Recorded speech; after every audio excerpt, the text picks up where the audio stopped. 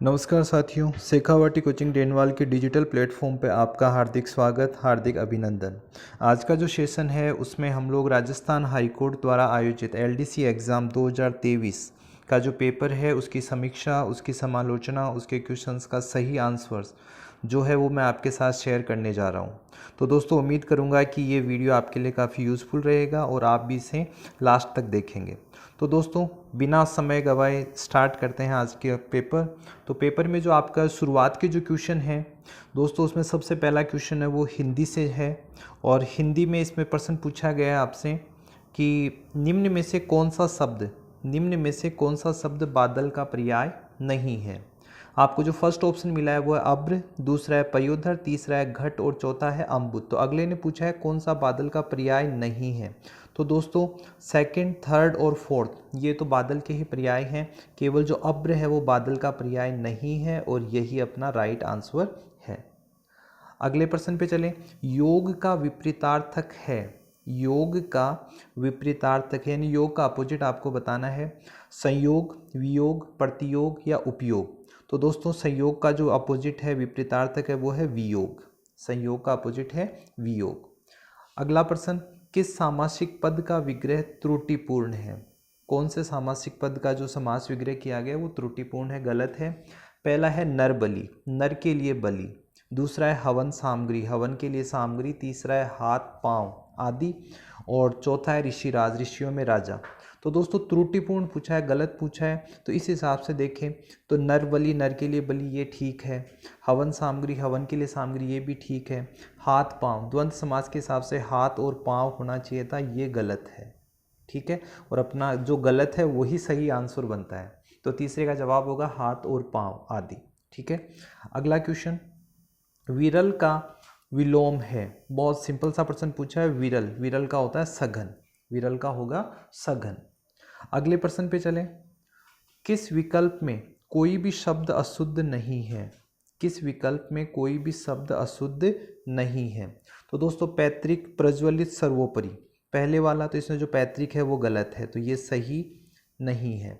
दूसरा प्रज्वलित, पैतृक और सर्वोपरि, इसमें जो आपका प्रज्वलित है वो फिर से फॉल्ट है, तो इसमें भी सारे सही नहीं है। तीसरा है सर्वोपरि, प्रज्वलित और पैतृक, सर्वोपरि, प्रज्वलित और पैतृक, ये वाला सही समूह है जिसमें तीनों के तीनों जो वर्ड है वो क्या है, सही है। तो ऑप्शन 3 आपका सही जवाब होगा। अगला प्रश्न है, संधि से निर्मित सही शब्द है। संधि से निर्मित सही शब्द है। पहला है दीप्त धन उपल, दूसरा है अभिधन अंतर, तीसरा है अभिधन इष्ट और चौथा है महाधन ऐश्वर्य। तो दोस्तों, जो फर्स्ट वाला है वो भी संधि के हिसाब से गलत है। अभ्यंतर ये भी गलत है, अभिष्ट है वो भी गलत है। जो महेश्वर्य है वो सही शब्द है। तो option 4 is the right answer. अगला प्रश्न देखें। अगला प्रश्न है, उत्कर्ष का विलोम शब्द है। उत्कर्ष का विलोम शब्द है। तो दोस्तों, उत्कर्ष का विलोम शब्द एक दे रखा है निष्कर्ष, दूसरा अपकर्ष, तीसरा आकर्ष और विकर्ष। तो दोस्तों, उत्कर्ष का सही विलोम होगा आपका अपकर्ष। क्या होगा, अपकर्ष। अगले प्रश्न पे चलें। किस विकल्प में समश्रुत शब्दों का अर्थ भेद सही नहीं है। कौन से शब्दों में, किस विकल्प में समश्रुत शब्दों का अर्थ भेद सही नहीं है, कि जो दे रखा है इस एक समान दिखने वाले शब्दों में इनका कौन से का अर्थ सही सेट नहीं किया हुआ। पहला है अनिष्ट और अनिष्ट, तो अनर्थ और निष्ठा रहित, ये सही है। ठीक है, ये सही, अपने से सही नहीं है पूछा है तो ये वाला तो सही है। निर्जर और निर्झर, तो निर्जर यानी झरना और निर्झर यानी बूढ़ा, ये गलत है भाई। निर्जर यानी जो बूढ़ा न हो, निर्झर का मतलब होता है झरना, यहाँ पर फॉल्ट है और यही अपना जवाब सही निकल जाएगा। सेकंड ऑप्शन है वो सही है। अगले प्रश्न पे चलें। सही संधि विच्छेद नहीं है। सही संधि विच्छेद नहीं है।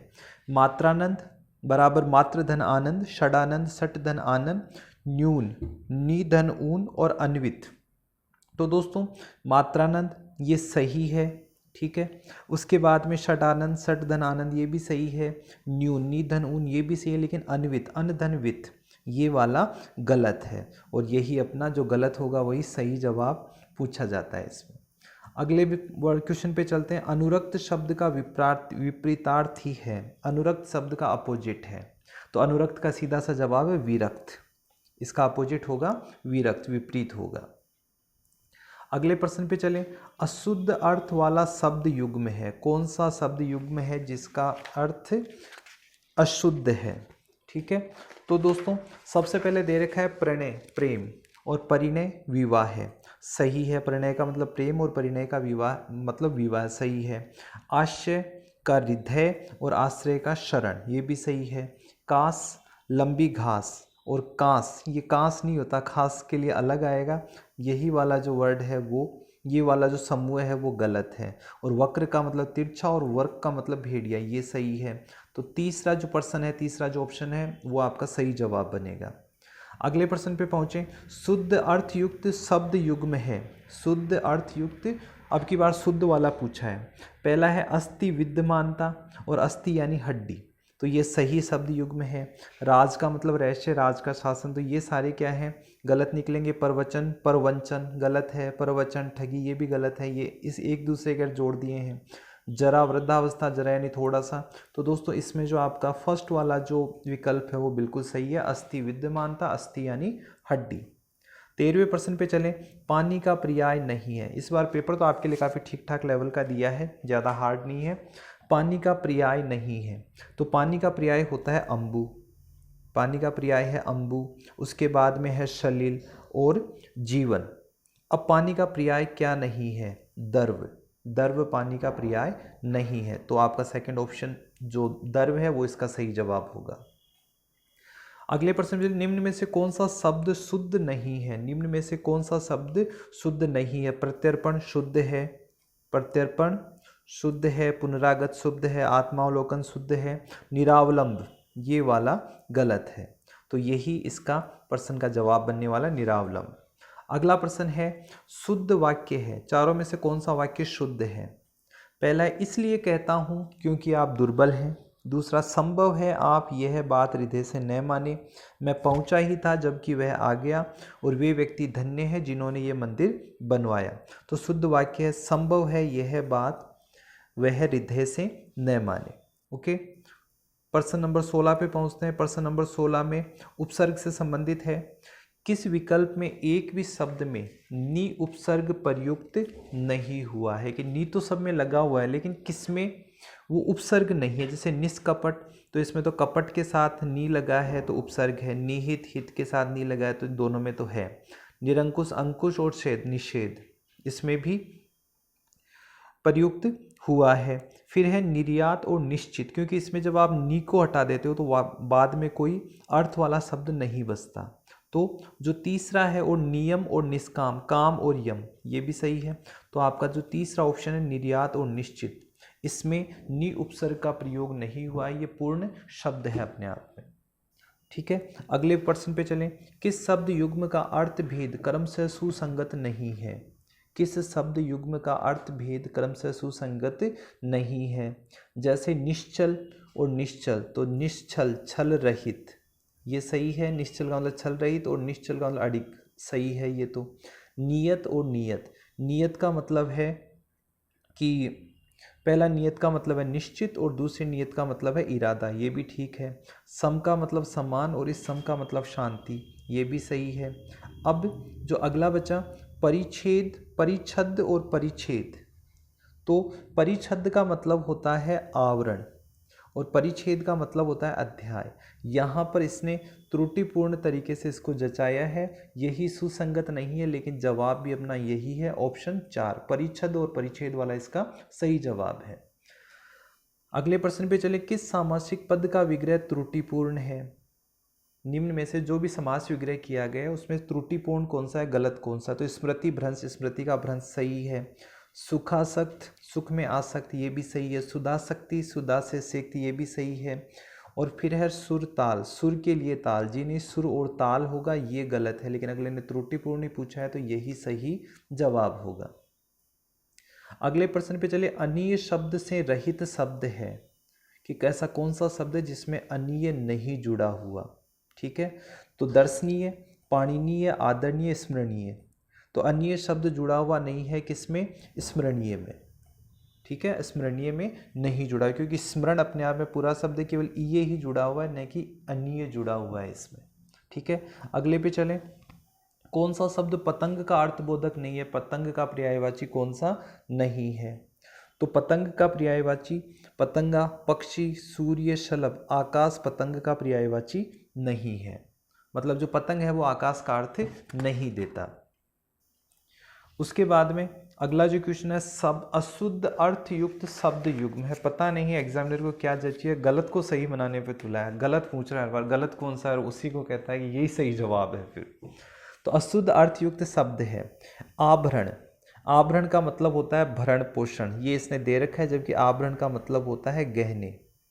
ठीक है, और आमरण का मतलब होता है मरण पर्यंत। मतंग का मतलब हाथी, मतंगी यानी हाथी पर सवार, अपनीत यानी निकाला हुआ, उपनीत यानी पास लाया हुआ, सूर्य यानी देवता, सूर्य यानी सूर्य। इसका मतलब जो फर्स्ट वाला है इसी में गलत है। आभरण का मतलब भरण पोषण नहीं होता, इसका मतलब होता है गहने और आभूषण, ये गलत युग में था। अगले प्रश्न पे चलें। प्रलय का विपरीत अर्थ है, प्रलय का विपरीत अर्थ है कि प्रलय यानी विनाश, तो इसका विपरीत अर्थ विनाश तो हो नहीं सकता, ये तो समानार्थक है। विध्वंस ये भी समानार्थक है, संहार ये भी समानार्थक है।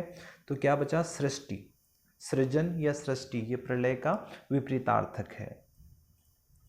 अगले शब्द पे चले। गुण संधि का उदाहरण है महोत्सव, महोत्सवी, अन्वेषण और गायन। तो महोत्सव ये गुण संधि का उदाहरण है, महोत्सव। ठीक है, अगले पे चल रहे क्वेश्चन पे।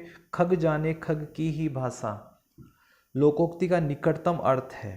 हालांकि सारे के सारे जो शब्द है वो काफ़ी निकटतम दिए हैं, लेकिन देखते हैं। फालतू आदमी फालतू बात ही करता है, पक्षी ही पक्षी की बोली समझ सकता है, विद्वान सभी भाषाओं का ज्ञाता होता है, चालाक ही चालाक की बात समझ सकता है।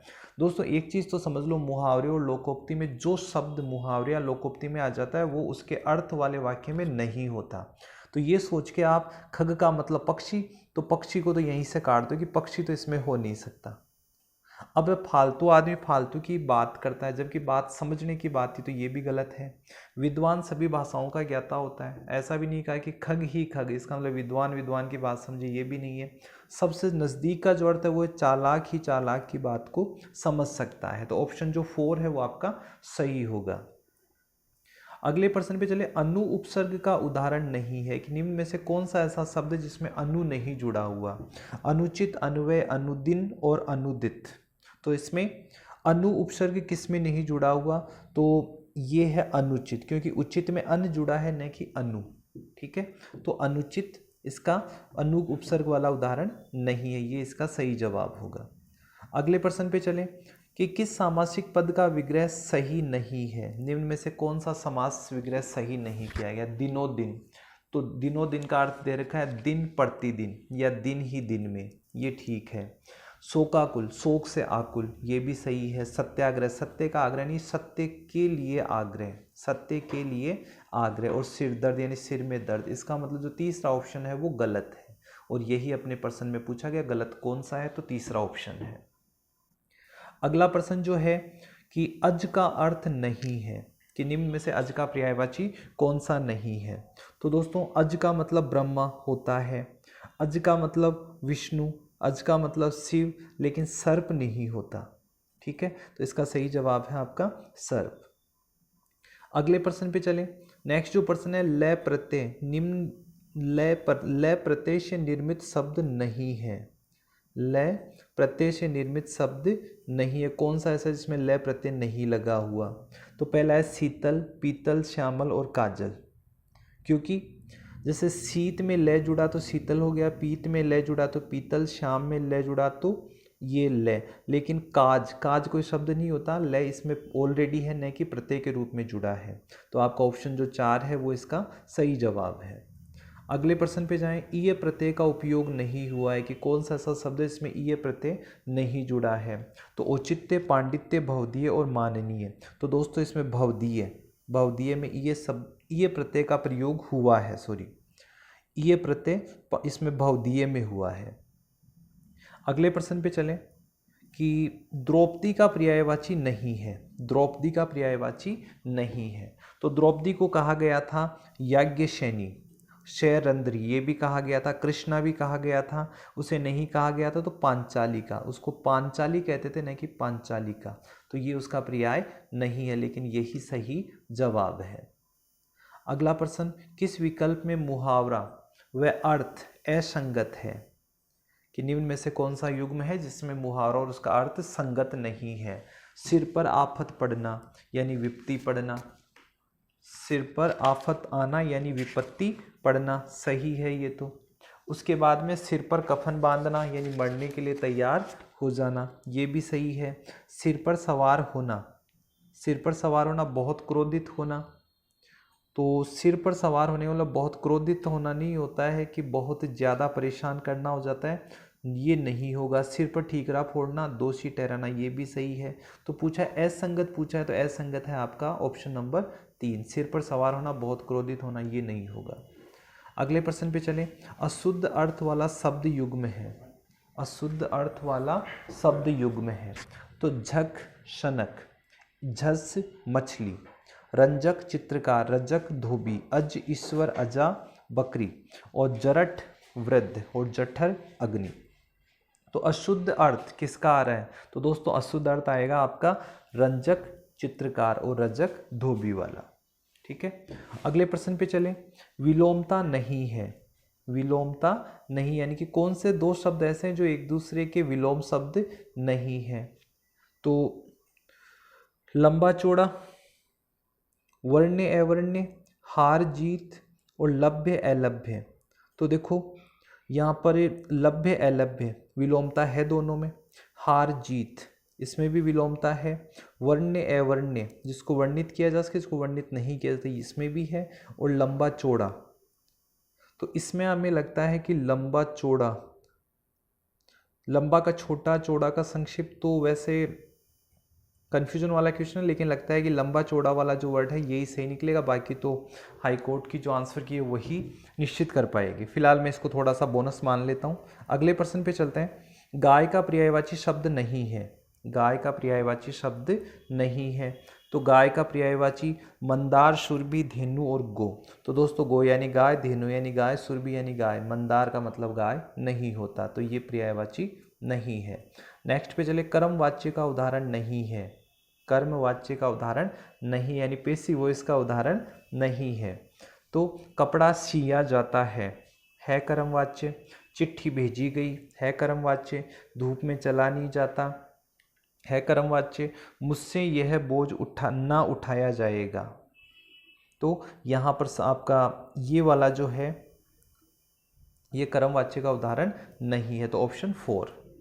अगले प्रश्न पे चलें, अशुद्ध वाक्य है, अशुद्ध वाक्य है, अश्वमेघ का घोड़ा पकड़ा गया, एक कुत्ता एकलव्य का काला में भयानक शरीर देख भौंकने लगा, हिंदी अंग्रेजी का स्थान लेने में समर्थ है, और यास्कादि आचार्यों ने भी यही माना है। तो अश्वमेघ का घोड़ा, यहाँ पर यही वाक्य क्या है? गलत है, क्योंकि अश्वमेघ यज्ञ के लिए जो घोड़ा था उसे पकड़ा गया, घोड़े को पकड़ा गया, तो ये वाला ऑप्शन है आपका सही जवाब होगा।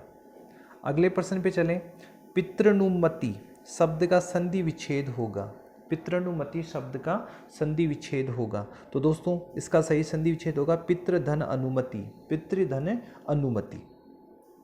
अगले प्रश्न पे चलें, अरुण का अर्थ नहीं होता, अरुण का अर्थ नहीं होता, अरुण का अर्थ लाल होता है, अरुण का अर्थ लाल होता है, प्रभात होता है, सूर्य होता है, सोना नहीं होता अरुण, अरुण का मतलब सोना नहीं होता, और यही इस प्रश्न का जवाब है। अगले प्रश्न पे चलें, अगला जो प्रश्न है व्यंजन संधि से संबंधित शब्द है, व्यंजन संधि से संबंधित शब्द है, तो दोस्तों व्यंजन संधि से जो संबंधित शब्द है वो है आपका जगदीश। कौन? जगदीश, जगत धन ईश, ये व्यंजन संधि का उदाहरण है। अगला प्रश्न, कौन सा विकल्प सुमेलित नहीं है, कौन सा विकल्प सुमेलित नहीं है? जो जानने की इच्छा रखता हो जिज्ञासु, सही है भाई। नापाक इरादे से की जाने वाली मंत्रणा दुर्भिसंधि, ये भी सही है। मध्याह्न के बाद का समय अपराह्न, ये भी सही है। जो इस लोक से भिन्न हो अलौकिक, वो होगा अलौकिक। तो सुमेलित जो इस लोक से भिन्न हो पारलौकिक होगा, न कि अलौकिक। तो इसका सही ऑप्शन है आपका 4, जो इस लोक से संबंधित न हो, इस लोक से भिन्न न हो, सॉरी, जो इस लोक से भिन्न न हो वो लौकिक होता है, न कि अलौकिक। सही जवाब तो आपका ये चौथे वाला ही बनेगा। अगले प्रश्न पे पहुंचे। अगला जो प्रश्न है अपना हिंदी का, वाक्यांश के लिए सार्थक शब्द नहीं है, वाक्यांश के लिए सार्थक शब्द नहीं है। दूत का कार्य, दूत का कार्य तो दूतकर्म होगा, नहीं कि द्योत्य, यही शब्द सार्थक नहीं है। 15 दिन में होने वाला कार्य पाक्षिक सही है। मोक्ष की इच्छा रखने वाला मुमुक्षु, दीक्षा देने वाला दीक्षांत, ठीक है। तो ये दूत का कार्य द्योत्य, ये इसका सही जवाब नहीं है। आ उपसर्ग का प्रयोग नहीं हुआ है, आ उपसर्ग का प्रयोग नहीं हुआ है। तो पहले है अपने पास आक्रांत, आक्रंत, आकस्मिक, आकर्षण और आकार। तो आ उपसर्ग का प्रयोग किसमें नहीं हुआ है? तो आकस्मिक में प्रयोग नहीं हुआ है, क्योंकि कस्मिक कोई शब्द नहीं होता जिसमें आ आपने जोड़ा हो। बाकी कर्षण, कार, क्रांत सब कुछ है। तो ऑप्शन है सेकंड इसका सही जवाब। अगले प्रश्न पे पहुंचे। स्पष्ट को प्रमाण की जरूरत नहीं पड़ती को इस भाव को व्यंजित करने वाली लोकोक्ति कौन सी है? स्पष्ट को तो वही है हाथ कंगन को आरसी क्या। एक मिनट, स्पष्ट को प्रमाण की आवश्यकता नहीं पड़ती। अच्छा सिमिलर दे दिए क्या? हाथ कंगन को आरसी क्या, सांच को आँच नहीं, अपना हाथ जगन्नाथ, खरबूजे को देकर खरबूजा रंग बदलता है, ये तो नहीं होगा। अपना हाथ जगन्नाथ ये भी नहीं होगा। सांच को आँच नहीं और हाथ कंगन को आरसी क्या, तो सांच को आँच नहीं और हाथ कंगन को आरसी क्या, दोनों के दोनों सिमिलर दे दिए, बहुत नज़दीक डिफरेंस होगा इनका। स्पष्ट को प्रमाण की जरूरत नहीं पड़ती, सांच को आँच नहीं, हाथ कंगन को आरसी क्या, स्पष्ट को। तो चलिए फिलहाल दोनों में टाई होने के पूरे पूरे चांसेस है, सांच को आँच नहीं। बाकी फिर भी मेरा जो पर्सनल व्यू है वो हाथ कंगन को आरसी क्या ये रहेगा, ठीक है। बाकी दोनों के अंदर, दोनों में कोई ज़्यादा गैप नहीं आ रहा। सांच को आँच नहीं यानी स्पष्ट को प्रमाण की जरूरत नहीं, हाथ कंगन को आरसी क्या जो हाथ में है उसको देखने के लिए शीशे की जरूरत नहीं पड़ती। दोनों सिमिलर से अर्थ दे रहे हैं। बाकी जो ऑथेंटिक जो की होगी वही इसको सर्टिफाई कर पाएगी। बाकी ये दोनों मेरे हिसाब से सही है। अगले प्रश्न पे चलें। कर्म वाच्य का उदाहरण है, कर्म वाच्य का उदाहरण है। सीधा सीधा सब प्रश्न पूछ लिया। पेशी वॉइस कौन सा है? चिट्ठी भेजी गई, चिट्ठी भेजी गई। सब में करता है वो कर्म कर रहा है, यहाँ पर कर्म को प्रधानता दी गई है। अगले प्रश्न पे चलें। किस विकल्प में सभी शब्द शुद्ध हैं? किस विकल्प में सभी शब्द शुद्ध हैं? तो अंतर्ध्यान और तादात्म्य, अंतर्धान और तादात्म्य में सारे शब्द शुद्ध हैं। बाकी सब में कुछ न कुछ माइनर मिस्टेक्स हैं। अगले प्रश्न पे चलें। किस विकल्प के सभी शब्द अशुद्ध हैं? किस विकल्प में सभी शब्द अशुद्ध हैं? पहला है नापतोल और त्योहार, तो इसमें जो आपका नापतोल है वो गलत है। देदीप्यमान और यौवन, इसमें भी फॉल्ट है। पदोन्नति और बेचैन, पदोन्नति और बेचैन, इसमें दोनों के दोनों, एक सेकंड, किस विकल्प में सभी शब्द अशुद्ध हैं? तो इसमें जो आपका पदोन्नति और जो बेचैन, इसमें दोनों के दोनों गलत हैं। बाकी सब में एक एक है, इसमें दोनों गलत है। तो पदोन्नति और बेचैन, क्योंकि इसके अंदर 2 मात्राएं होनी चाहिए थी बेचैन में, ओके, और यहाँ पर मात्रा होनी चाहिए थी 1, ओके। तो ये आपका जो तीसरा वाला है वो फॉल्ट है। अगले क्वेश्चन पे देखिए। घी खाया बाप ने सूंघो मेरा हाथ, लोकोक्ति का अभिप्राय है कि दूसरों की कीर्ति पर डींग मारना। पहला, निकृष्ट व्यक्ति का कभी सुखी न होना, पैतृक संपत्ति से मनोरथ सिद्ध होना और बिना प्रमाण के अपनी बात कहना। तो दूसरों की कीर्ति पर डींग मारना, ये इसका सही जवाब है। प्रश्न नंबर 48 पे चलते हैं। किस विकल्प में विपरीतार्थ शब्द नहीं है? मतलब किस में है, अपोजिट नहीं है। बाकी सब में विलोम ही आएंगे। हल्का भारी, इसमें तो है। वियोग संयोग, इसमें तो है। हर्ष और विस्मय, हर्ष और विस्मय, तो यहाँ हर्ष का तो फिर दुख होना चाहिए, यहाँ पर आश्चर्य, ये वाला अलग है। और ग्राह्य और त्याज्य, इसमें तो बिल्कुल विपरीत है। तो आपका सही जवाब होगा तीसरा, हर्ष और विस्मय, दोनों विपरीतार्थक नहीं है। अगले प्रश्न पे चलें। किस विकल्प में सभी शब्द शुद्ध हैं? किस विकल्प में सभी शब्द शुद्ध हैं? तो इसमें दे रखा है उच्छ्वास, निषिद्ध, उपलक्ष्य। उच्छ्वास, निषिद्ध, उपलक्ष्य, जो आपका पहला जो ऑप्शन है उसी में तीनों शब्द हमें मिल रहे हैं शुद्ध। अगले प्रश्न पे चलें। मरने की इच्छा हेतु उपयुक्त शब्द है। मरने की इच्छा हेतु उपयुक्त शब्द है तो दोस्तों वो है मुमूर्षा। मुमूर्षा, ओके। मुमुक्षा होती है मोक्ष की इच्छा, जिजीविषा जीने की इच्छा, उत्सर्ग इच्छा उत्सर्ग करने की इच्छा, लेकिन मुमूर्षा है जो आपके मरने की इच्छा को व्यक्त करती है। तो दोस्तों ये था आपका हिंदी से संबंधित क्वेश्चन। जो आपके हिंदी भाषा के जो 50 प्रश्न आने थे वो ये थे। अब अगले जो 50 प्रश्न हैं वो आपके लिए हैं जनरल इंग्लिश से संबंधित।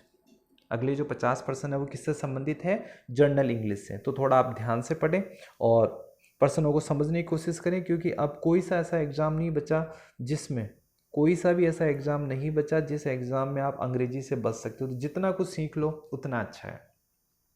सबसे पहला सब प्रश्न जो है अपना कि choose the correct word which means the following, कि नीचे जो लाइन दे रखी है उसका अर्थ कौन सा है? A cessation of warfare before a treaty is signed, कि कोई ट्रीटी यानी कोई संधि को साइन करने से पहले जो युद्ध रोका जाता है उसे क्या कहा जाता है? तो दोस्तों उसे कहा जाता है युद्ध विराम। उसे क्या कहा जाता है? युद्ध विराम। और आर्मिस्टिस ये वाला है इसका सही जवाब। एमनेस्टी होती है सर्वसम्मा एग्रीमेंट यानी समझौता, तो इसका सही जवाब है आपका 4 जो आर्मिस्टिस है। अगले क्वेश्चन पे चलें। नेक्स्ट क्वेश्चन है pick the correct option to fill the blank space, कि जो ब्लैंक स्पेस में सही कौन सा आएगा। मैं आपको इसका हिंदी वर्जन बता देता हूँ ताकि आप बहुत अच्छे से बता पाएं। He does not behave well, वह कभी अच्छा व्यवहार नहीं करता। ही होप्स टू गेट वोट्स, और वह वोट प्राप्त करने की इच्छा रखता है। इन द मीन टाइम, उसी समय। नेवरदलेस, इसके बावजूद। एज ए रिजल्ट, परिणाम स्वरूप। तो आप कहोगे इसके बावजूद, इसका मीन्स क्या है? इसके बावजूद, कि वह कभी अच्छा व्यवहार नहीं करता, इसके बावजूद बंदा क्या चाहता है? वोट लेने की उम्मीद करता है। फिर कौन वोट देने वाला है उसे? तो दोस्तों सही जवाब है इसका कौन सा? नेवरदलेस, इसके बावजूद। अगले प्रश्न पे चलें। नेक्स्ट जो क्वेश्चन है अपना कि change the following sentence into passive. Change the following sentence into passive, की पेसिव मतलब गिव द ऑर्डर। तो दोस्तों वही let object with third form वाला बना देते हैं। Let object with third form, तो लेट ऑब्जेक्ट क्या है? द डोर, यहाँ तक आ रहा है। लेट द डोर, और फिर be third form. Let object, let the door be given. Give, sorry door नहीं है, इट्स ऑर्डर, मैं रॉन्ग पढ़ रहा हूँ इसको। गिव द ऑर्डर, कि उसको आदेश दो। तो यहाँ पे इसका बनेगा let the order be given.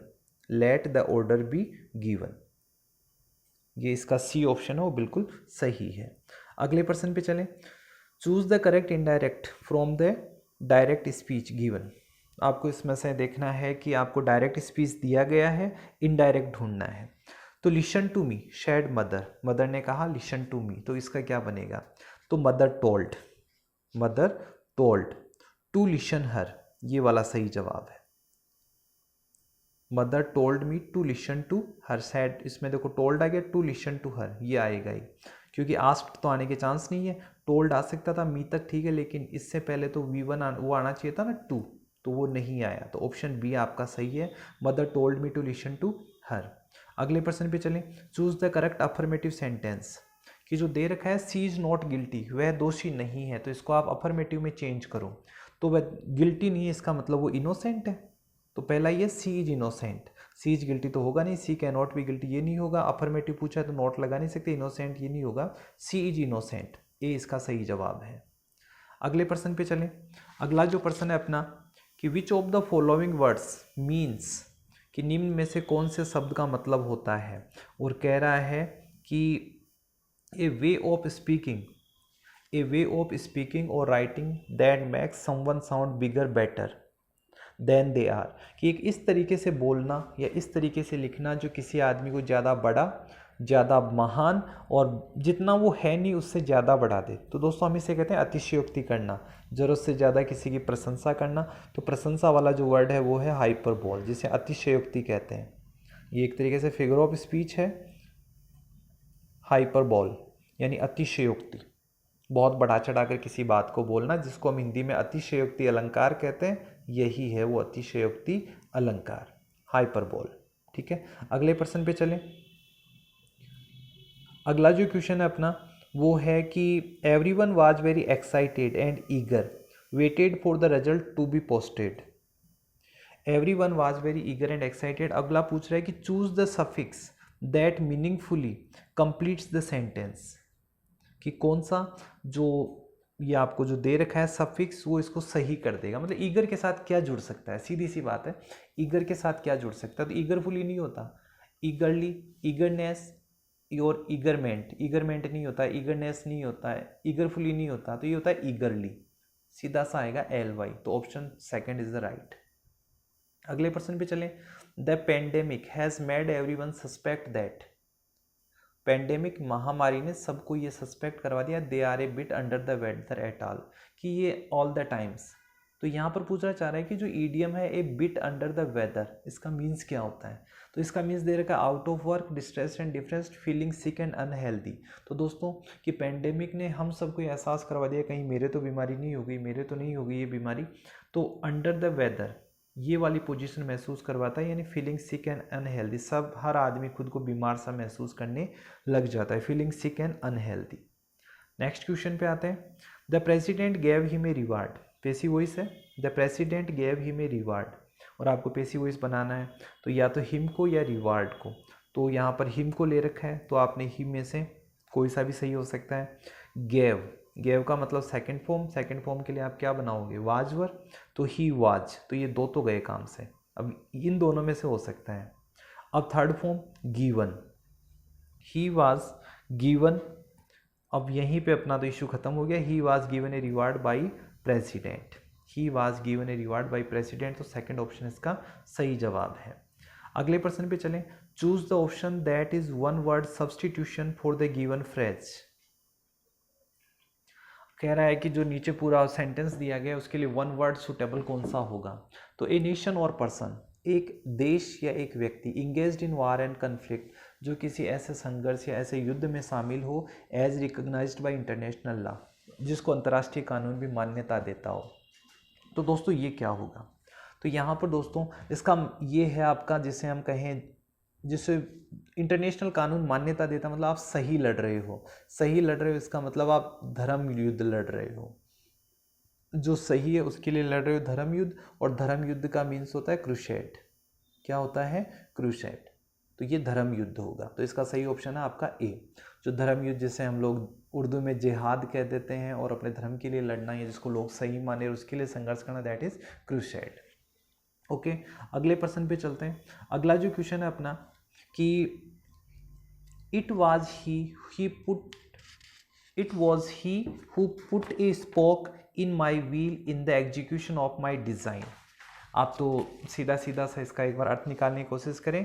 It was he, यही वो था जिसने put a spoke in my wheel, जिसने मेरे पहिए में भाला या कील चुबो दी, in the execution of my design, मेरे डिज़ाइन के काम में, मेरे डिज़ाइन के काम में जिसने कील या भाला चुबो दिया, सीधे का मतलब है मेरे काम में जिसने बाधा डाली। तो put a spoke in my wheel, पहिए में कील लगाना, ऑब्वियसली बाधा डालना। तो देखो ब्लेस्ड मी नहीं होगा, हेल्प्ड मी नहीं होगा, डीपली अपील्ड ये भी नहीं होगा, थ्वार्टेड मी बाधा पहुंचाना, थ्वार्टेड मी जिसने मेरे सारे काम में क्या करी, बाधा पहुंचाई। तो इसका सही जवाब है फोर्थ, थ्वार्टेड मी। अगले प्रश्न पे चलें। नेक्स्ट क्वेश्चन है if he what we are to do. तो इफ ही कम्स, अगर वह आता है तो हमें क्या करना है, अगर वह आता है तो हमें क्या करना है, सही ऑप्शन है कम्स। अगले प्रश्न पे चलें। Surprisingly much of my assignment remained finished by the end of the work, end of the week. अब यहाँ पर है कि इस फिनिश्ड के साथ कौन सा प्रफिक्स जुड़ सकता है। दोस्तों आप ही देख लो फिनिश के साथ क्या जुड़ सकता है, डिसफिनिश्ड, मिसफिनिश्ड, अनफिनिश्ड या फिर डीफिनिश्ड। तो सही जवाब है अनफिनिश्ड, क्या, अनफिनिश्ड। तो ऑप्शन 3 आएगा इसका। चेंज इनटू इंट्रोगेटिव, इस पर जो शब्द दे रखा है, उस जो वाक्य दे रखा है उसको आप इंट्रोगेटिव में बदलो। It is no good to help a mean man, कहने का मतलब है कि किसी दुष्ट या नीच आदमी की सहायता करने से कोई फायदा नहीं होता। अब आपको इसे इंट्रोगेटिव में है कि प्रश्नात्मक वाक्य में बदलना है। तो प्रश्नात्मक बदलोगे तो पहले तो हेल्पिंग और वाणी है, तो ये तो नहीं आएगा, पहला तो गया। अब कहता है कि एक दुष्ट आदमी की सहायता करने में कोई फ़ायदा नहीं है। तो अब इसका मतलब है क्या, किसी दुष्ट आदमी की सहायता करने में कोई फ़ायदा है? तो is it any good to help a mean man, उस अर्थ को ये लाइन परिभाषित करती है। तो ये इसका सही जवाब होगा। अगले प्रश्न पे चलें। Tom said I woke up feeling ill so I did not go to work. यहाँ पर इसको इनडायरेक्ट में बदलना है। Change the following sentence into indirect. तो देखो टॉम सैड चारों में आ गए, कोई इशू नहीं बचा। आई वोक अप इल, आप तो ये ध्यान दे लो कि कौन सा टेंस किस में बदलता है। वोक अप सेकेंड फॉर्म है तो हेड थर्ड फॉर्म में बदलेगा। देखो हेड कहाँ कहाँ आ रहा है, तो हेड थर्ड फॉर्म, इसमें हेड नहीं है, इसमें हेड नहीं है, ये नहीं आएगा, और इसमें भी हेड नहीं है, ये भी नहीं आएगा। तो चांसेस किसके बचे, दो के। Tom said that he had woken up feeling ill, देख लो यहाँ तक बिल्कुल सेम चल रहा है। अब आगे बचा so he had not gone to और so he did not gone to. तो सोचो डिड नॉट किस में बदलेगा, did not also change into had not. तो ये लो किस में आ रहा है, हैड नॉट, ये आ रहा है। तो आपका सही ऑप्शन कौन सा होगा, सेकंड वाला सही जवाब है। अगले प्रश्न पे पूछें, choose the correct option to fill the blank space. Choose the correct option to fill the blank space. Temperature tomorrow must the same. तो टेम्परेचर कल भी ऐसा ही रहेगा, तो temperature will be much the same as today, क्योंकि अगर आप विल लगाते हो तो फिर फर्स्ट फॉर्म चाहिए, तो विल भी सही जवाब है। अगले प्रश्न पे चलें। Choose the correct option of italicised word, कि जो इस तरीके से जो तिरछा किया हुआ जो शब्द है उसको क्या सही लिखें। तो who was it written by, passive voice है तो रिटन बाय, आप बता दो हु को किस में बदलना चाहिए। तो हु बदला जाता है भाई बाय हुम में, तो बाय लगा हुआ है हुम, सही जवाब होगा सेकंड, इसमें आएगा हुम। ठीक है, नेक्स्ट क्वेश्चन पे चलते हैं। अगला जो प्रश्न है, I write a letter this morning, कि I write a letter this morning, इस सुबह मैंने एक लेटर लिखा, इस सुबह मैंने एक लेटर लिखा। तो क्या आएगा, रोट आएगा, रोट मैंने लिखा। अब आपको दिस मॉर्निंग, एवरी मॉर्निंग होता तो आई राइट होता, अगर एवरी मॉर्निंग होता तो आई राइट ए लेटर हो जाता। अगर मान लो आपको अगले पेपर में इसकी जगह एवरी मॉर्निंग आ जाए दिया हुआ, तो जवाब क्या हो, राइट। लेकिन दिस मॉर्निंग यानी इस सुबह मैंने एक पत्र लिखा, सेकंड फॉर्म, ये आएगा रोट। अगले प्रश्न पे चलें। Choose the correct indirect form of the following direct speech sentence. Could you call me back later, could you call me back later, आपको इसका बनाना है अब क्या, इनडायरेक्ट बनाना है। तो देखो कुड यू कॉल मी, तो आप पहले तो इमेजिन करें कि बोलने वाला ही है, तो ही आस्क्ड, ये तो सब में हो जाएगा, ही आस्क्ड। अब किससे पूछा, मी, ही कि कुड यू, अब यहाँ पे यू कौन बन रहा है, मी, तो ही आस्क्ड मी, ये भी ठीक है। He asked me to call him back later, see इसका सही जवाब है, थर्ड ऑप्शन है वो सही है, he asked me to call him back later. अगले प्रश्न पे चलें। Choose the word which means the following, choose the word which means the following, कि उस शब्द को चुने जिसका अर्थ निम्नलिखित होता है। A speech delivered without any previous preparation, बिना किसी पूर्व तैयारी के दिया गया भाषण क्या कहलाता है। तो दोस्तों डिप्लोमेसी तो होती है कूटनीति, साइनिक होता है निंदक, और ये एक्सटेम्परी जो होता है वो होता है आशु भाषण, क्या होता है, आशु भाषण, और वर्सेटाइल होता है बहुमुखी। ठीक है, तो आशु भाषण वो होता है जिसमें आपको डायरेक्ट कोई चैप्टर जो टाइटल दिया जाता है उसके ऊपर आप तत्काल बोलना शुरू कर देते हैं, आपको पहले से पता नहीं होता। तो बिना किसी प्रीवियस प्रिपरेशन के दिया जाने वाला जो स्पीच है वो कहलाता है एक्सटेम्परी। ओके, तो सी जो थर्ड ऑप्शन है वो सही जवाब है। अगले प्रश्न पे चलें। There was a regular between the merchants and the labours, तो there was a regular battle between merchants and labours. हालांकि फाइट, बैटल, वार तीनों एक तरीके के सिनोनिम्स ही है, लेकिन यहाँ की according to situation battle is the correct answer. Choose the antonym of the following word, जो डेप्लोरेबल है इस डेप्लोरेबल का अपोजिट आपको ढूंढना है। डेप्लोरेबल का मतलब होता है भाई निंदा करना, निंदनीय। डेप्लोरेबल क्या होगा, निंदनीय होगा। तो अब आप सोच सकते हो डेप्लोरेबल का अर्थ क्या निकलना है, ये तो है निंदनीय। अब आप बताओ, तो यहाँ पर है इसका अपोजिट बताना है आपको। तो इनफालिएबल ये होता है अचूक, एडमायरेबल प्रशंसनीय होता है, एक्सप्लोरेबल खोजनीय होता है, अनबियरेबल अशयनीय होता है। तो बताओ निंदनीय का क्या होगा? प्रशंसनीय। तो आपका जो ऑप्शन ये वाला जो है ना, एडमिरेबल, ये बिल्कुल सही जवाब है। Admirable is the opposite of या antonym of deplorable. Okay, next देखें, choose the antonym of the word eulogistic. Eulogistic from the given option. कि इलोजिस्टिक का मतलब होता है प्रशंसा करना, जो प्रशंसा करना ये स्तुति। अब इसका अपोजिट आपको फिर से ढूंढना है।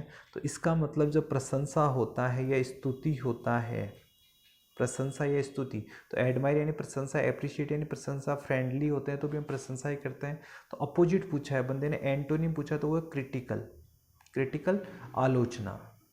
स्तुति का अपोजिट क्या हो जाएगा? आलोचना। तो क्रिटिकल हो जाएगा इसका सही अपोजिट। नेक्स्ट पे चलें, अगला जो क्वेश्चन है, choose the correct passive of following sentence from the given options. I can see the force of your argument. I can see the force of your argument, इसका पेसिव वॉइस बनाना है। तो यहाँ बनेगा the force of your argument can be seen. The force of your argument can be seen, ये बनेगा भाई।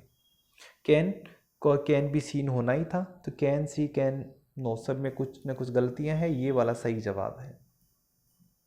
अगले प्रश्न पे चलें, pick the correct option to fill the blank. Pick the correct option to fill the blank. Cattle driven all over the field. यहाँ बंदा पूछना चाहता है कि कैटल सिंगुलर है या प्लूरल है। अब देखो यहाँ पे मान लो आपको इस प्रश्न का जवाब नहीं भी आता, फिर भी आप कॉमन सेंस यहाँ पे यूज करें।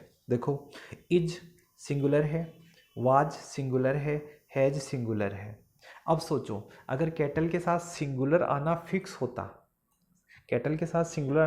तो फिर इज वाज हैज में कुछ भी आ सकता था, लेकिन यहाँ पर आर ही केवल प्लूरल है और वो इकलौता जवाब है।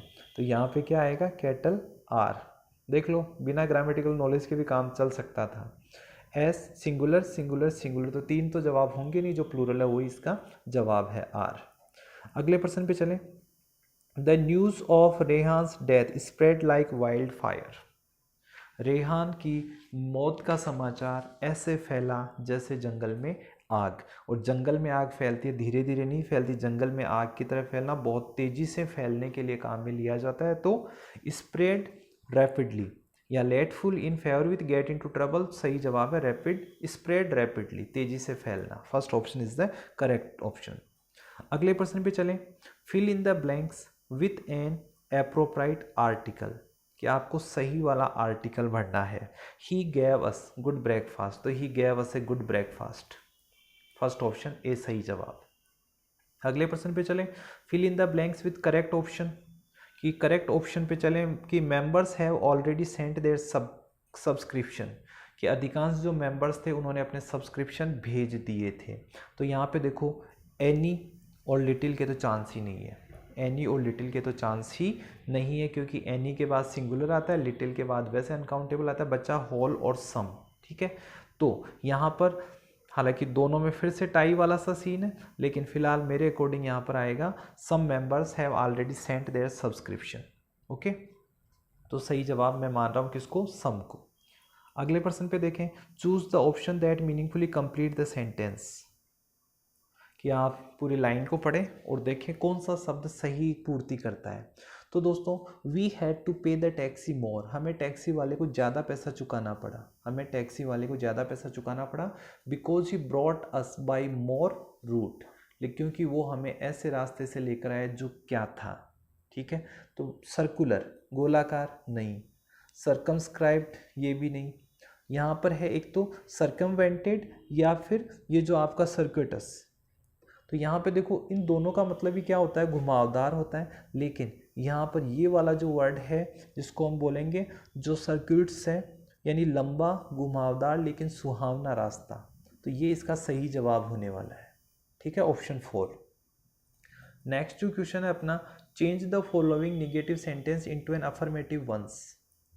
आई am not an intelligent as you, कि मैं तुम्हारे जितना उतना इंटेलिजेंट नहीं हूँ जितना कि तुम। ये नेगेटिव सेंटेंस अब कहता है अफर्मेटिव में बनाओ, तो सीधी बात है जब मैं तुम्हारे जितना इंटेलिजेंट नहीं हूँ इसका मतलब you are more intelligent than I, मतलब तुम मुझसे ज़्यादा इंटेलिजेंट हो। वैसे भी आपको अफर्मेटिव बनाना तो नो तो आ ही नहीं सकता, ये भी नहीं ये भी नहीं, you are more intelligent than I, ये वाला सही जवाब है, डिग्री का क्वेश्चन था। फिर है choose the word which means the following, choose the words which means the following, उस शब्द को चुनो जो इसका अर्थ दे रहा हो। A thing that is fit to be eaten, एक ऐसी चीज जो खाने के लिए उपयुक्त हो, तो जो खाने के लिए उपयुक्त होती है वो ईडिबल होती है, खाद्य, इसको हम क्या बोलते हैं, खाद्य, यानी जो खाने के लिए उपयुक्त हो। ठीक है, तो यहाँ पे जवाब होगा आपका ईडिबल। फर्गल होता है जैसे सीधा साधा, मितव्ययी होता है, पॉपुलर का मतलब लोकप्रिय होता है, और जो एक्सप्लिसिट का मतलब मुखर होता है। बाकी अपना काम है, जो ईटेबल होता है वो ईडिबल होता है।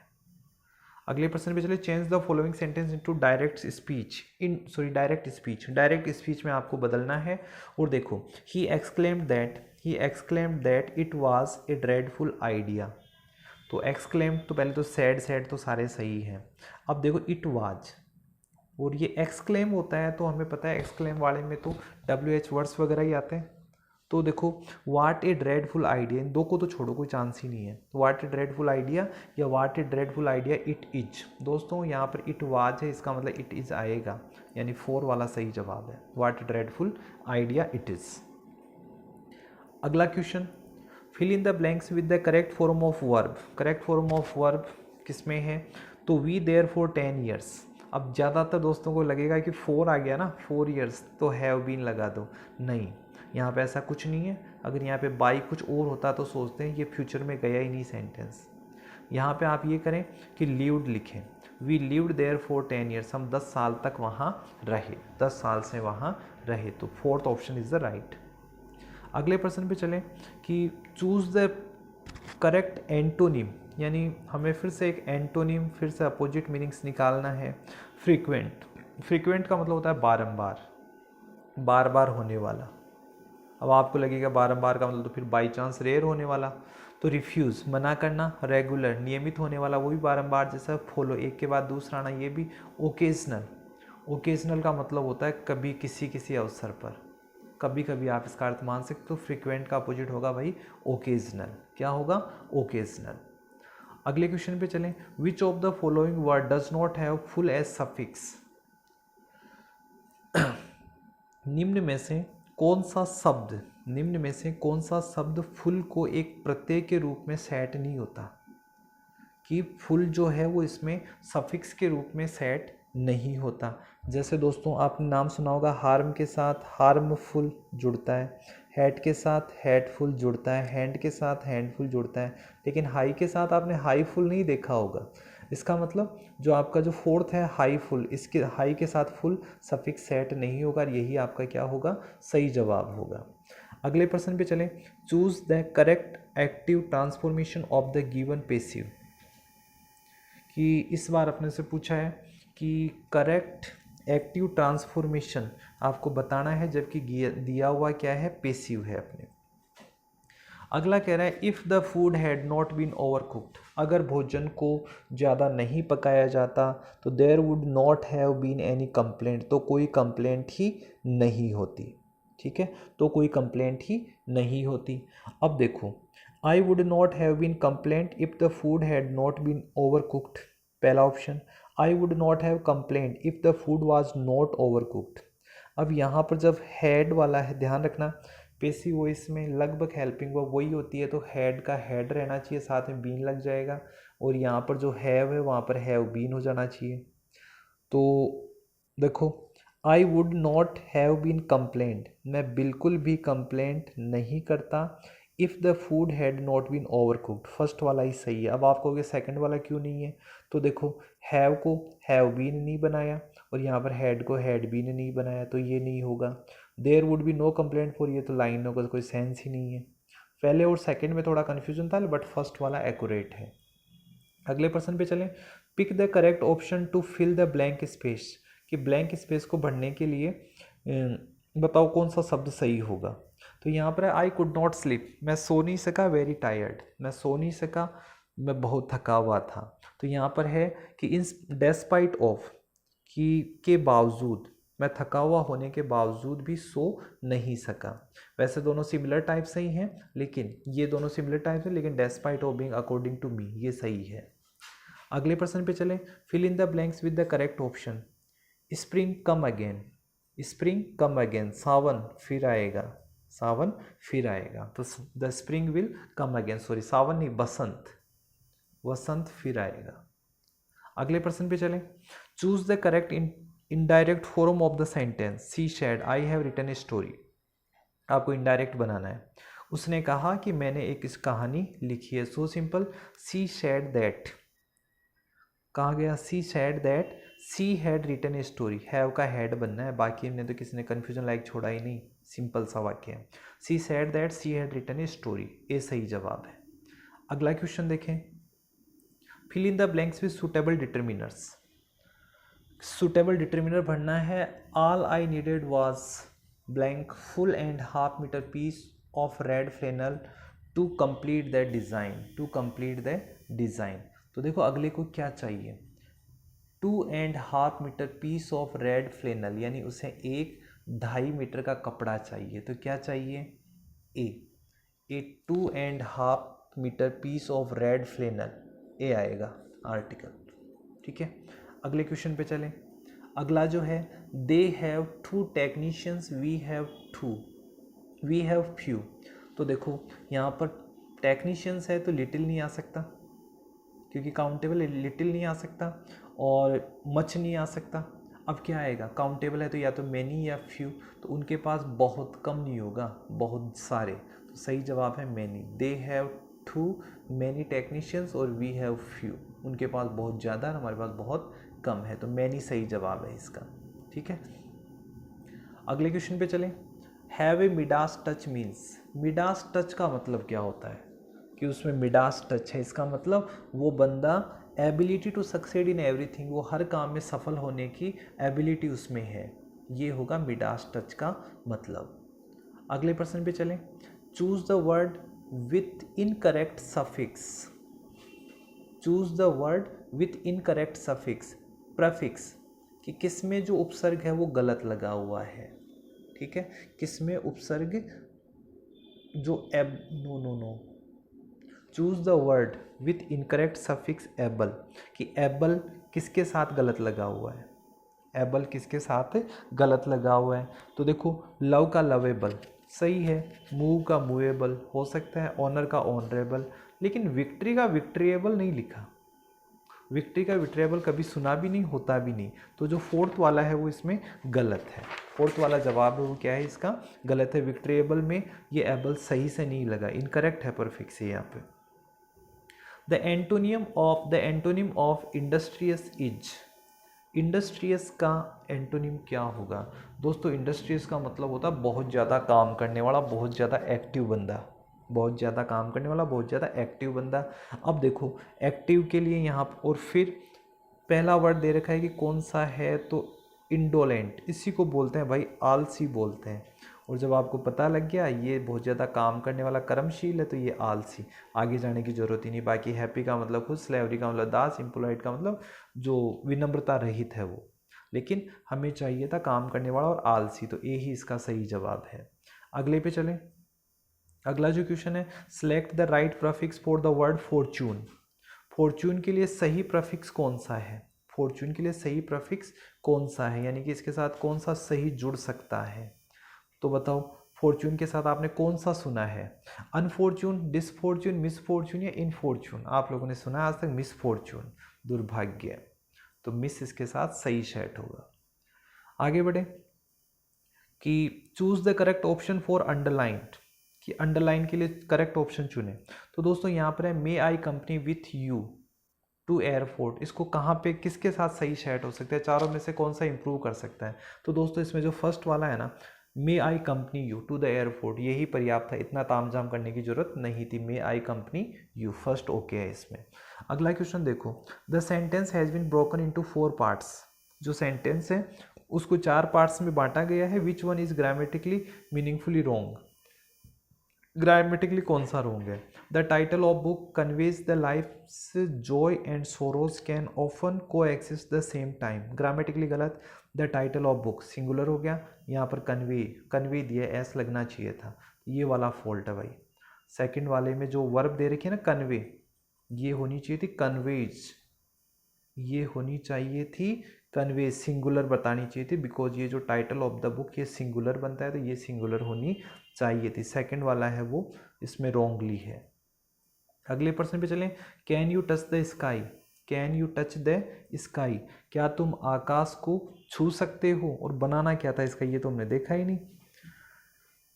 Following in transform into interrogative sentence, interrogative to assertive बनाना है, और असरेटिव बनाने का मतलब होगा कि इसमें न तो कोई क्वेश्चन मार्क आए और न ही उसमें नोट आए, वही बनेगा क्वेश्चन मार्क। तो can you touch the sky, क्या तुम आकाश को टच कर सकते हो, तो अब क्या आएगा देखो, no one can touch the sky, you नहीं आया भाई इसमें, तो ये नहीं होगा।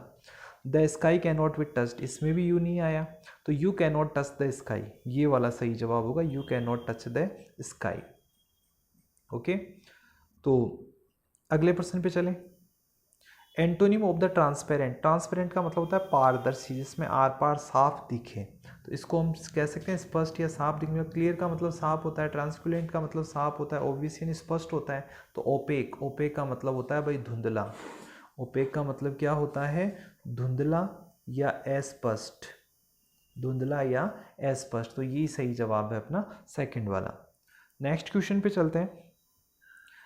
इन the sentence has been broken up into 4 parts, वही वाला सीन है कि चारों सेंटेंसेस को, एक सेंटेंस को 4 भागों में बांट दिया, बताना है कौन से में कोई फॉल्ट है।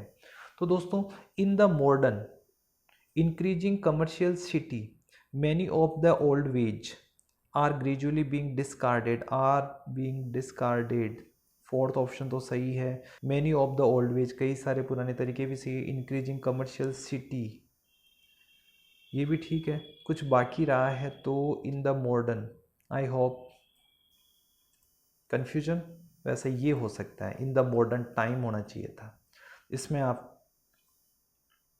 मैं कुछ क्लियर नहीं कर पाऊंगा। चलिए आगे निकलते हैं। दोस्तों, अभी तक हमने 100 क्वेश्चन कंप्लीट किए थे हिंदी और इंग्लिश के, और अब है अपने राजस्थान और इंडिया जीके के भी टोटल मिला के 50 क्वेश्चन दिए गए हैं, उन क्वेश्चंस को भी देखते हैं।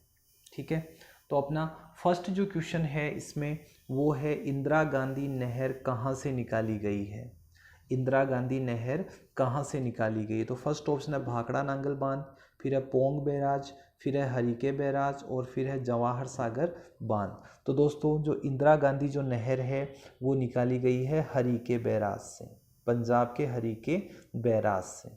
ठीक है, अगला प्रश्न, बंधन एक्सप्रेस और मैत्री एक्सप्रेस भारत किस दूसरे देश के बीच चलती है।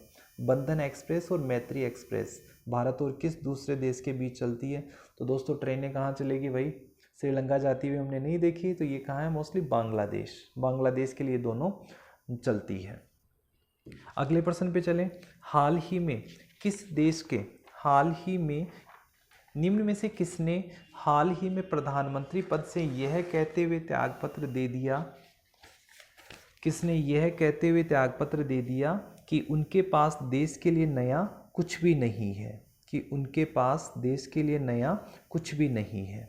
तो देखो, निम्न में से किसने हाल ही में ये कहते हुए त्यागपत्र दे दिया कि उनके पास देश के लिए कुछ भी नहीं है, तो ये कहने वाले थे न्यूजीलैंड के राष्ट्रपति जेसिंडा अर्डन। कौन थे, जेसिंडा अर्डन, और ये कहाँ के थे दोस्तों, न्यूजीलैंड के थे, न्यूजीलैंड के प्रधानमंत्री थे। अब इनके बाद यानी वर्तमान में, जो आपसे ये भी पूछा जा सकता है अगले पेपर में कि वर्तमान प्रधानमंत्री कौन है, क्योंकि आपको ये तो पता होगा जब एक ही एग्ज़ाम को अलग अलग पार्ट्स में लिया जाता है तो नॉर्मलाइजेशन के चांस बनते हैं, और नॉर्मलाइजेशन से बचने के लिए हमेशा एग्जामिनर एक सेम लेवल के क्वेश्चन बनाता है। तो यहाँ पे हो सकता है उसने आपसे पूछा कि किसने इस्तीफा दे दिया था, अगली बार आपसे ये भी पूछ लें कि आखिर न्यूजीलैंड के प्रधानमंत्री कौन है। तो दोस्तों, ये आप ध्यान रखना, वो है क्रिप्स हिपकिंस, क्रिप्स हिपकिंस, ये न्यूजीलैंड के नए राष्ट्रपति है। जेसिंडा अर्डन कहाँ के, न्यूजीलैंड के, जिन्होंने हाल ही में त्यागपत्र दे दिया था। अगले प्रश्न पे चलें। निम्न में से कौन सा स्वतंत्रता सेनानी राजस्थान से नहीं था, निम्न में से कौन सा स्वतंत्रता सेनानी राजस्थान से नहीं था? दोस्तों केसरी सिंह बारेट शाहपुरा भीलवाड़ा से थे। गणेश लाल व्यास ये भी अपने उदयपुर से थे।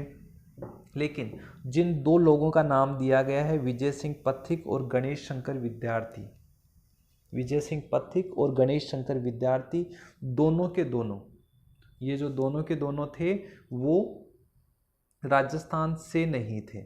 ये सॉरी, गणेश लाल व्यास तो जोधपुर से थे, ये जोधपुर से थे। लेकिन विजय सिंह पथिक और गणेश शंकर विद्यार्थी दोनों ही राजस्थान के नहीं थे। विजय सिंह पथिक का जन्म तो हुआ था बुलंदशहर यूपी में, हालांकि मृत्यु इनकी अजमेर में हुई थी। गणेश शंकर विद्यार्थी थे, ये भी यूपी के थे, कानपुर से जो प्रताप नामक समाचार पत्र निकाला करते थे। तो ये दोनों बंदे यहाँ से नहीं थे। अब देखो इस पर्सन के बारे में फाइनल आंसर की में क्या बताया जाता है, मेरे हिसाब से तो ये क्वेश्चन बोनस बनेगा, पक्का बोनस बनेगा, क्योंकि विजय सिंह पथिक और गणेश शंकर विद्यार्थी दोनों राजस्थान के नहीं थे। हालांकि विजय सिंह पथिक ने बिजोलिया किसान आंदोलन में भी भाग लिया था, गणेश शंकर विद्यार्थी ने उस आंदोलन के बारे में अपने अखबार में छापा था, लेकिन दोनों में से दोनों का जन्म स्थान राजस्थान नहीं है।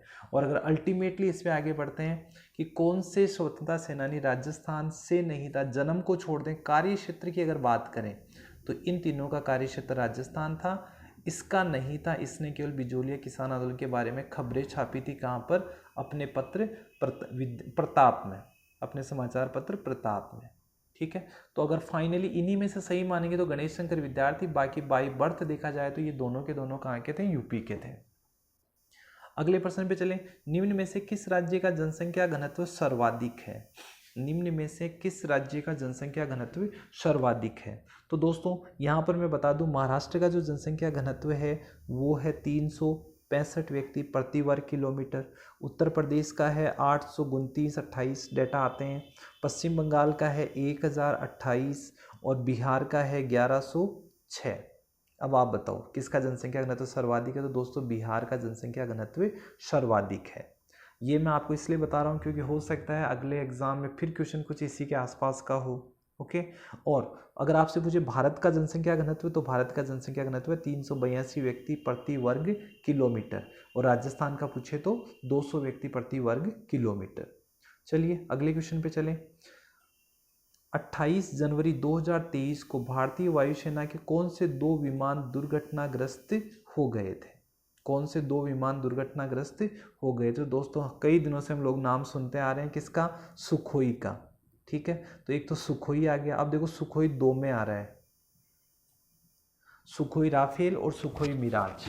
तो देखो राफेल तो अभी अपने पास गिनती के हैं, अपने लिए तो वो उसके तो काम ही नहीं है इस तरीके के, बच्चा कौन? मिराज। तो सुखोई और मिराज ये दोनों दुर्घटनाग्रस्त हो गए थे, इनकी तो एक ट्रेडिशन सी बन चुकी है अब। अगले प्रश्न पे चलें। बागोर सभ्यता किस नदी के किनारे स्थित है? बागोर की सभ्यता किस नदी के किनारे स्थित है? तो दोस्तों बागोर की सभ्यता कोठ्यारी नदी के किनारे भीलवाड़ा में स्थित है।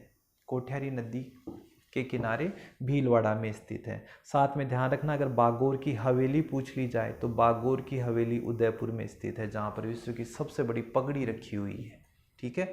बागोर की हवेली उदयपुर में है। अगले प्रश्न पे चले। निम्न में से कौन सा ऐसा जिला है जो 4 राज्यों की सीमा को छूता है? भाई हम राजस्थान वाले सवाई माधोपुर को जानते हैं, ये तो नहीं छूता। बांसवाड़ा भी नहीं छूता है, क्योंकि राज्य कितने रह गए, ज़्यादा से ज़्यादा 2-2 से मिल सकता है, उत्तर प्रदेश सॉरी गुजरात से और मध्य प्रदेश से। लेकिन अब दोनों अपने वाले को तो चांस है नहीं, बचा कौन? सोनभद्र और चंडीगढ़। तो जो सोनभद्र है वो इसका सही जवाब होगा, सोनभद्र इसका सही जवाब होगा। अगला प्रश्न, जिस जिले में लाल लोमी मृदा पाई जाती है वो कौन सा है? प्रश्न को याद करवाने का मेरा तरीका यही है कि किस जगह के वीरों ने सबसे ज़्यादा खून बहाया था देश के लिए, तो वो थे उदयपुर वाले। और उदयपुर की मिट्टी क्या हो चुकी है भाई? लाल हो चुकी है। तो लाल मिट्टी उदयपुर। अगला प्रश्न देखो, लड़ाकू विमान सुखोई उड़ाने वाली प्रथम भारतीय महिला पायलट कौन है? तो ये है दोस्तों अवनी चतुर्वेदी। अवनी चतुर्वेदी, इनका संबंध है रीवा एमपी से। रीवा एमपी से इनका संबंध है अवनी चतुर्वेदी। और अवनी लेखरा पैरा ओलंपिक्स में पदक जीतने वाली राजस्थानी महिला है। अगले प्रश्न पे चले। गंगा यमुना नदी का संगम निम्न में से किस स्थान पर होता है? तो गंगा यमुना का संगम होता है प्रयागराज। कहाँ पर? प्रयागराज, जिसका पहले नाम क्या था? इलाहाबाद था। गोरा बादल का संबंध किससे है? तो गोरा बादल का संबंध है रानी पद्मिनी और रतन सिंह से।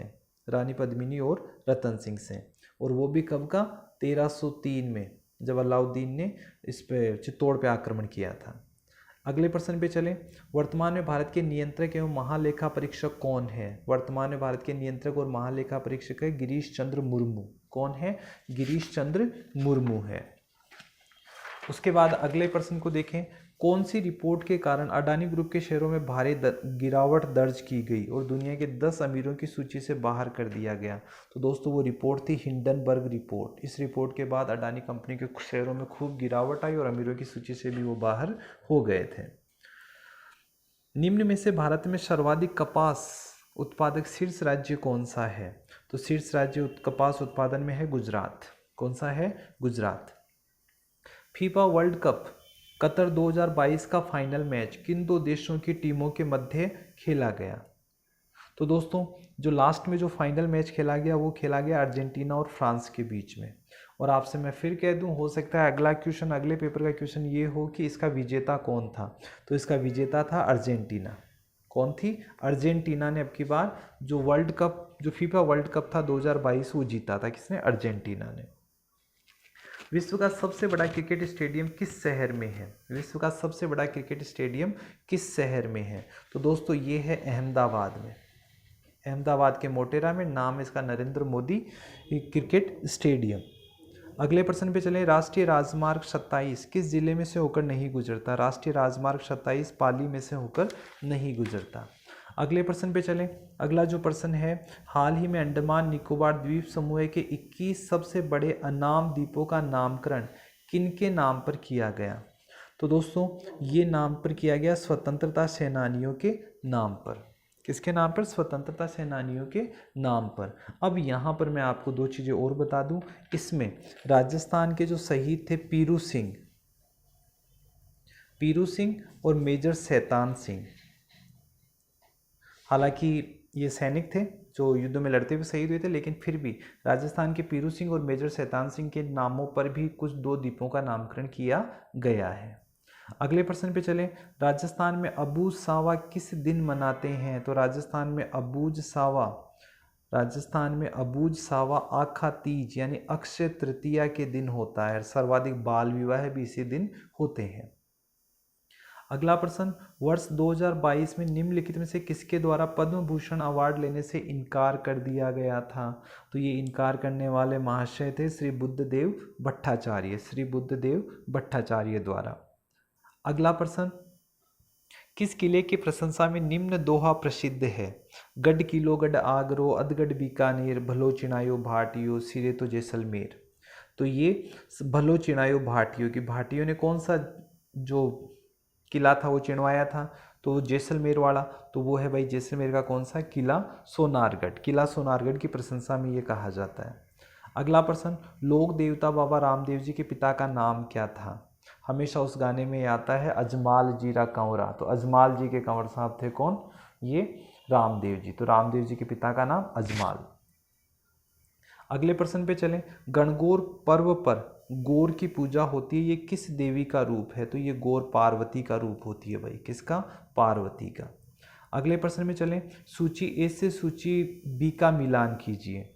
सूची ए से सूची बी का मिलान कीजिए कि कौन से ब्रांड के सीमेंट का प्लांट कहाँ पर है? कौन से ब्रांड के सीमेंट का प्लांट कहाँ पर है? तो दोस्तों सबसे पहले अल्ट्राटेक सीमेंट है चित्तौड़गढ़ में। जेके लक्ष्मी सीमेंट ये है सिरोही में। श्री सीमेंट ब्यावर अजमेर में है। और the ACC cement Lakheri Bundi में है। वैसे आपको पता होना चाहिए जो राजस्थान का सबसे पहला सीमेंट कारखाना था वो 1913 लाखेरी बूंदी में था। और वहाँ पर एसोसिएटेड सीमेंट कंपनी, ये सबसे पुरानी कंपनी है राजस्थान की। ठीक है, श्री सीमेंट ब्यावर में है ही। अजमेर के साथ हमें याद रखना होगा ब्यावर। और अब आप आराम से इसको सुमेलित कर सकते हैं। मेरे द्वारा सुमेलित करे जाने की ज़रूरत शायद नहीं बचेगी। फिर भी मैं आपको बता देता हूँ जो 3 नंबर का जो ऑप्शन है वो सही है बिल्कुल। अगले प्रश्न पे चले। छप्पन का मैदान किस नदी से संबंधित है? तो छप्पन का मैदान माही नदी से संबंधित है। माही नदी एक तो छप्पन के मैदान का निर्माण करती है और दूसरी तरफ काठल का निर्माण करती है। हो सकता है अगली बार आपको क्वेश्चन देखने को मिले काठल, ठीक है, जो प्रतापगढ़ में स्थित है। प्रतापगढ़ की तरफ बनाती है काठल का मैदान और डूंगरपुर बांसवाड़ा के मध्य बनाती है छप्पन का मैदान। अगले प्रश्न में, निम्न में से कौन सा मालवा के पठार का फैलाव नहीं है? मालवा के पठार का फैलाव निम्न में से कहाँ पर नहीं है? तो दोस्तों महाराष्ट्र में मालवा के पठार का प्रभाव या विस्तार नहीं है। अगला प्रश्न, स्वामी दयानंद सरस्वती राजस्थान में सर्वप्रथम कहाँ आए थे? तो स्वामी दयानंद सरस्वती सबसे पहले राजस्थान में आए थे, कहाँ पर? करौली में। कहाँ आए थे? करौली में। उसके बाद काफ़ी दिनों तक वो उदयपुर में रुके थे और अंत में उन्हें जहर दे दिया गया था और उन्होंने अपनी अंतिम सांसें कहाँ ली थी? अजमेर में ली थी। अजमेर में ही उन्होंने वैदिक यंत्रणालय की स्थापना भी करी थी। चलिए अगले प्रश्न पे आते हैं। भारत में पासपोर्ट संबंधित सेवाओं के पंजीकरण, आवेदन, भुगतान आदि करने के लिए कौन सा मोबाइल ऐप है? भारत में पासपोर्ट संबंधी जो भी सेवाएं हैं उनके लिए कौन सा जो मोबाइल ऐप चालू किया गया है? तो वो है दोस्तों एम पासपोर्ट। एम पासपोर्ट सेवा। एम पासपोर्ट सेवा नामक जो ऐप है वो पासपोर्ट संबंधी सेवाओं के लिए है। अगले प्रश्न पे चलें। सुंडा पर्वत, इट इज़ नॉट सुंडा पर्वत, इज सुंदा पर्वत। तो ये सुंडा जो पर्वत है ये कहाँ पर है दोस्तों? ये है जालोर में। जैसे हम कहते हैं ना सुंदा माता, जिसे हम कहते हैं सुंदा माता जालोर, ठीक है, सुंदा माता जालोर। तो ये सुंदा पर्वत जालोर में है। अगले प्रश्न पे, गणतंत्र दिवस 26 जनवरी 2023 को दिल्ली में हुए समारोह में मुख्य अतिथि कौन थे? मोस्टली रिपीटेड क्वेश्चन है। मिस्र के राष्ट्रपति अब्देल फतेह अल सीसी। अब्देल फतेह अल सीसी। नामीबिया से लाए गए चीतों को भारत के किस राष्ट्रीय उद्यान में रखा गया? तो ये कूनो राष्ट्रीय उद्यान में रखा गया जो मध्य प्रदेश में है। जो चीते लाए गए थे उनको कूनो राष्ट्रीय उद्यान मध्य प्रदेश में रखा गया था। निम्न में से कौन एक राजनेता, अधिवक्ता और संविधान सभा के सदस्य भी रहे? तो दोस्तों ये है मुकुट बिहारी लाल भार्गव। मुकुट बिहारी लाल भार्गव ये अजमेर से जो अजमेर था उससे विधानसभा जो संविधान सभा में सदस्य के रूप में भी रहे हैं। पैसे से वकील थे। सारी की सारी योग्यताएं ये पूरी करते हैं। पर्यटक स्थल और उसके साथ उसके स्थान का असंगत मेल बताइए। भाई सिलीसेड कहाँ है? तो सिलीसेड तो अलवर में है, ओके है। आमेर का किला जयपुर में है। 2.5 दिन का झोपड़ा अजमेर में है, यहाँ पाली दे दिया। जूनागढ़ किला बीकानेर में। असंगत पूछा है तो तीसरा जवाब 2.5 दिन का झोपड़ा पाली ये गलत है, क्योंकि 2.5 दिन का झोपड़ा अजमेर में है और इसे 2.5 दिन का झोपड़ा इसलिए कहते हैं क्योंकि यहाँ पर पंजाब साह नामक फकीर का 2.5 दिन का मेला लगता है। 2.5 दिन का मेला लगता है। अगले प्रश्न पे चलते हैं। बीकानेर शहर के नाम के संबंध में कौन सा कथन सत्य है कि बीकानेर शहर का नामकरण जो बीकानेर है वो क्यों हुआ? तो राव बीका व नैरा जाट के मध्य समझौते के कारण शहर का नाम बीकानेर पड़ा। जोधा ने इस भूभाग को नैरा जाट को बेच दिया था जिसके कारण नाम बीकानेर पड़ा। बीकानेरी भुजिया की उत्पत्ति होने के कारण शहर का नाम बीकानेर पड़ा। भूभाग बहुत सारे कबीलों के नेताओं के अधिकार थे जिस कारण बीकानेर पड़ा।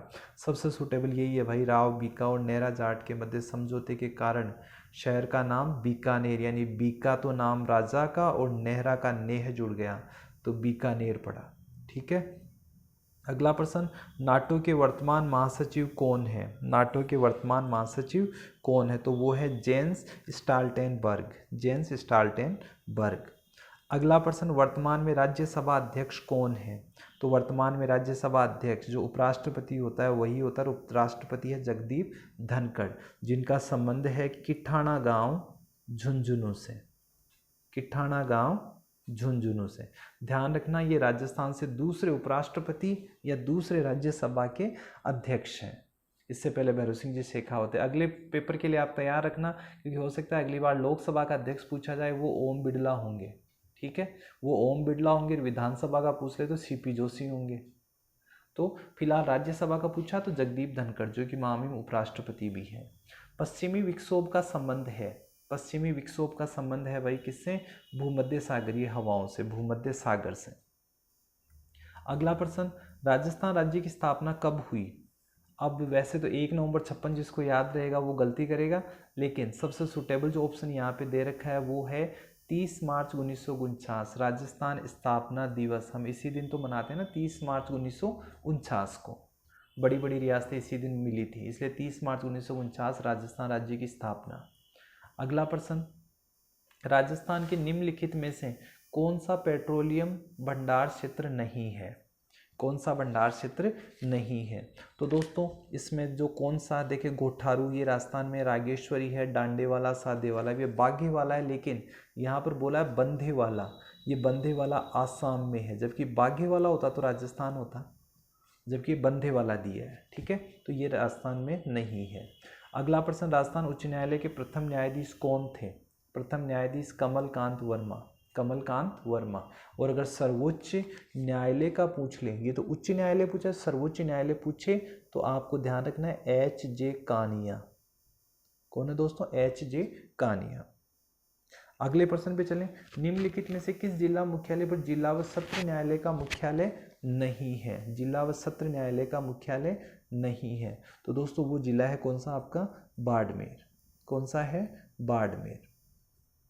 अगले प्रश्न पे चलें, राजीव गांधी ग्रामीण ओलंपिक खेल का शुभंकर क्या था? तो शुभंकर था भाई शेरू, शुभंकर था शेरू।